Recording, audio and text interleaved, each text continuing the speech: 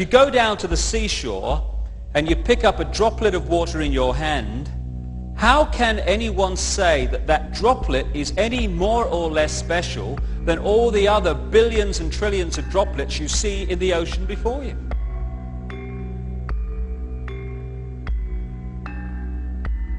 So when I began to understand all this and appreciate this other explanation to dogmatic religion and this world is all there is science, I started to ask a few questions of this situation. Like, how come that this explanation, at the very bottom line least, is as credible as the other two? How come the other two get guaranteed airtime, often no questions asked, here's your airtime, say what you like,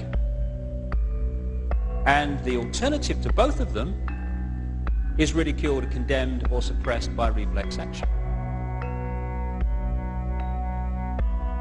The answer that I came up with was that clearly some people don't want the public to have access to this information. But who and what and why? And I began to ask other questions. Like, I don't know about you, but I've met a lot of people in my life and I can't, to my knowledge, recall anyone who wanted a war, who had any interest in wars, who felt that wars were anything but horrific and to be avoided. So I thought, how come the world's been awash with wars throughout the century? Who's behind them? Or what?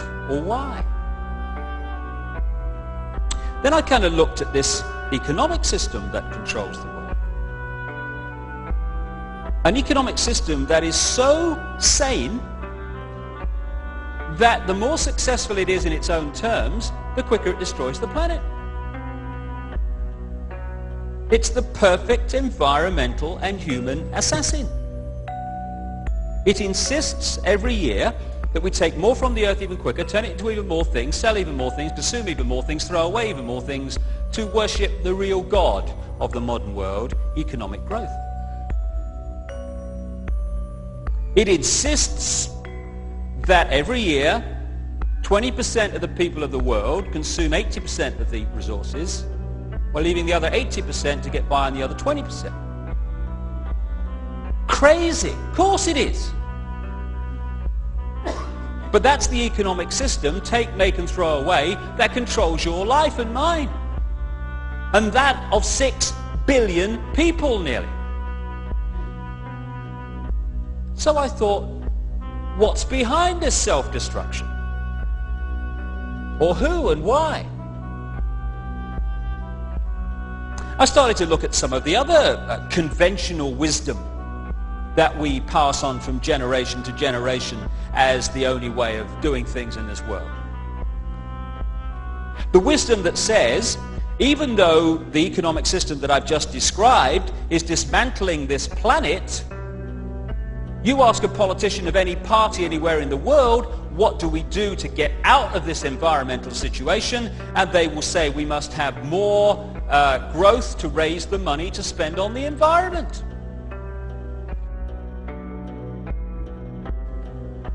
If I said to you the way to put out a fire is to pour more petrol on it, you'd say he's out of his mind. But that's what the politicians are saying when they say about more growth to sort out the environment.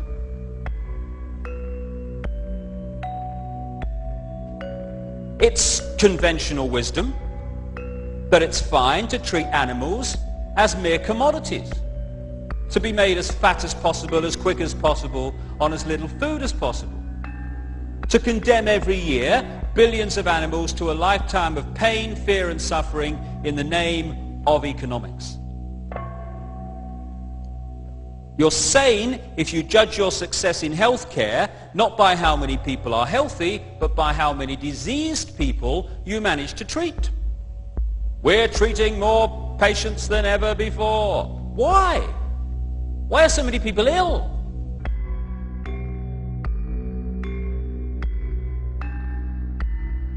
It's conventional wisdom that rising house prices are a sign of economic success when thousands are homeless, because they can't afford them. You're sane, finally, if you think it's fine to support a system that is so successful that every year it turns out more suicide, alcoholism, drug taking, homelessness, pain, stress, fear and suffering in all its forms. We'd be in real trouble if this system wasn't working, wouldn't we? That is sanity, apparently. But it's the ultimate insanity. So who's behind it? Or what and why? I began to realize too that against the background of this utter self-destruction, on this same planet is stunning wisdom. And I began to see also that there is a great difference between cleverness and wisdom. They're not the same thing. This system's very clever, but it isn't very wise, and it's the lack of wisdom that is the problem. And I began to see that what we call wisdom is often not found in this state-of-the-art letters after their name system. It's actually found in the native peoples that this system would see as backward. Piece of Native American wisdom, what have become known as American Indians. When you have cut down the last tree and poisoned the last river, you will know that you cannot eat money.